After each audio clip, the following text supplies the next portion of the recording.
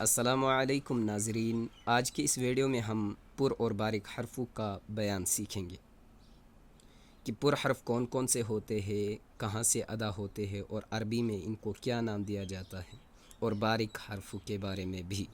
لیکن ویڈیو شروع کرنے سے پہلے جنہوں نے بھی ہمارے اسلامک چینل کو سبسکرائب نہیں کیا ہے وہ جا کر ابھی سے چینل کو سبسکرائب کرے اور بیل آئیکن کو بھی پریس کرے تاکہ نیا جو بھی ہم ویڈیو چڑھائیں گے وہ آپ تک جلدی پہنچے۔ تو چلو ویڈیو شروع کرتے ہیں بغیر وقت ضائع کرتے ہوئے۔ پر اور باریک حرفوں کا بیان۔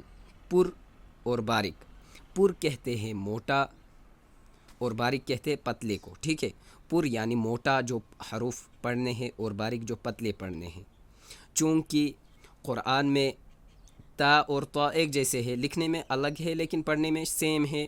اب اگر موٹا جیسے میں بتاتا ہوں، قاف اور کاف، قاف اور کاف یہ ایک جیسے پڑھے جاتے ہیں۔ اب اگر قاف کو موٹا کیا تب جا کر قاف اور کاف۔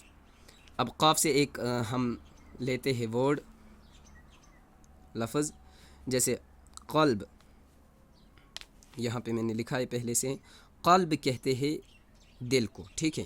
جیسے ایمانی مجمل میں ہم پڑھتے ہیں اقرار باللسان و تصدیق بالقلب، کہ ہم نے زبان کے ساتھ اقرار کیا اور دل کے ساتھ تصدیق کیا، ٹھیک ہے۔